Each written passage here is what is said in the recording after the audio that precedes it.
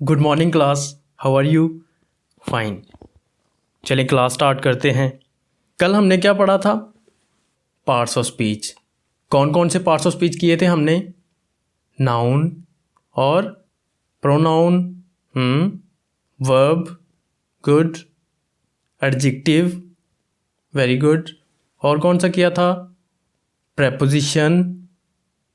अच्छा, मैं कुछ वाइट बोर्ड पे सेंटेंसेस लिख रहा हूँ, उनको गौर से देखना है और मुझे बताना है कि उनमें कौन कौन से पार्ट्स ऑफ स्पीच इस्तेमाल हुए हैं। पहला सेंटेंस है Ahmad is reading a book. दूसरा sentence he is eating an apple. तीसरा sentence the kids are playing in the park. पहला सेंटेंस है Ahmad is reading a book. अच्छा, मुझे बताएं कि इस सेंटेंस में अहमद क्या है? Noun. Good. Is helping verb. Reading verb. Good. A क्या है? पता है किसी को? नहीं पता? चले हम इसको अलग लिख लेते हैं। Book noun. Very good. दूसरा सेंटेंस है he is eating an apple. He क्या है? Pronoun. Is helping verb. Eating verb. Good. An इसके बारे में भी नहीं पता। चले हम इसको भी लिख लेते हैं।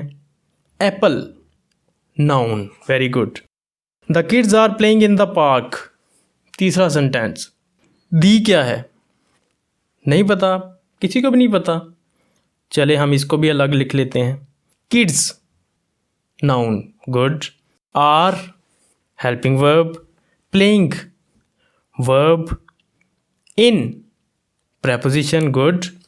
दी फिर आ गया है, हमने इसको पहले ही लिखा हुआ है, ज़रूरत नहीं है दोबारा लिखने की।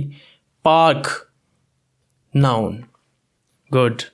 आज हम इन तीनों वर्ड्स के बारे में बात करेंगे कि इनको क्या कहते हैं और ये कैसे इस्तेमाल होते हैं और कहाँ पे इस्तेमाल होते हैं। सबसे पहले तो आपको पता होना चाहिए कि ये वर्ड्स जो मैंने अलग करके लिखे हैं, ए, एन और दी, इनको कहते हैं आर्टिकल्स। आज का हमारा टॉपिक भी यही है। तो आपको ये पता होना चाहिए कि आर्टिकल्स दो किस्म के होते हैं, indefinite articles and definite article. Indefinite article हमारे पास हैं ए और एन, और डेफिनेट आर्टिकल है दी। इनडेफिनेट आर्टिकल हम कहाँ पे इस्तेमाल करते हैं और कैसे इस्तेमाल करते हैं? इनडेफिनेट आर्टिकल उन वर्ड्स के साथ लगाया जाता है जिनके बारे में हम जनरल बात कर रहे हों। लेकिन मसला ये है कि हमारे पास इनडेफिनेट आर्टिकल दो हैं, ए है और एन है। हमने कहाँ पे ए इस्तेमाल करना है, कहाँ पे एन इस्तेमाल करना है? तो ए हम उन वर्ड्स के शुरू में लिखेंगे जो कॉन्सोनेंट साउंड से शुरू होते हैं। जिस तरह से पहले सेंटेंस के अंदर मैंने लिखा था Ahmad is reading a book. अब बुक के साथ हमने ए लगाया था। अब आप ये देखें कि बुक कॉन्सोनेंट से स्टार्ट हो रही है या वॉवल से स्टार्ट हो रही है? कॉन्सोनेंट से। गुड। इसलिए हमने इसके साथ ए लगाया था। इस सेंटेंस में हम एक ऐसी बुक की बात कर रहे हैं जो जनरल है, यानी कि ख़ास बुक नहीं है। ना तो हमने ये कहा कि वो इंग्लिश की बुक पढ़ रहा है, इस्लामियात की बुक पढ़ रहा है, क्योंकि हम जनरल बुक की बात कर रहे हैं, इसलिए हमने उसके साथ ए लिखा है। दूसरी एग्जाम्पल में हमने एन एप्पल लिखा था। तो आप देखें कि एप्पल वॉवल से स्टार्ट हो रहा है या कॉन्सोनेंट से स्टार्ट हो रहा है? ए वॉवल है या कॉन्सोनेंट है? वॉवल है। गुड। तो आपने ये बात याद रखनी है कि ऐसे वर्ड्स जो कॉन्सोनेंट लेटर से स्टार्ट हो रहे हों उनके साथ हम ए लगाएंगे, और जो वॉवल लेटर से स्टार्ट हो रहे हों उनके साथ हम एन लगाएंगे। अब मैं वाइट बोर्ड पे एक वर्ड लिखता हूँ, आपने मुझे बताना है कि इसके साथ हम ए लगाएंगे या एन लगाएंगे।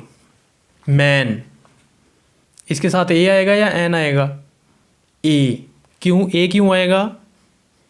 क्योंकि ये कॉन्सोनेंट लेटर से स्टार्ट हुआ है। वेरी गुड, शाबाश। अब दूसरा वर्ड है एलिफेंट। एन क्यों आएगा भाई? क्योंकि ये वॉवल से स्टार्ट हो रहा है। गुड। अच्छा, मुझे अब बताएं कि डेफिनेट आर्टिकल कौन से हैं और इनडेफिनेट आर्टिकल कौन से हैं? ए और एन। गुड। और डेफिनेट आर्टिकल कौन से हैं? दी। इनडेफिनेट आर्टिकल किन वर्ड्स के साथ लगाया जाता है? जो जनरल हों, गुड। और डेफिनेट आर्टिकल स्पेसिफिक। अच्छा क्लास, आज की हमारी क्लास यहाँ तक ही थी। आपका होमवर्क ये है कि आपने घर से जो हमने पहला लेसन पढ़ा था हमारी बुक पे, उसमें से आपने निकाल के लाने हैं वो वर्ड्स जिनके साथ डेफिनेट आर्टिकल यूज़ हुआ है या इनडेफिनेट आर्टिकल यूज़ हुआ है। Thank you class.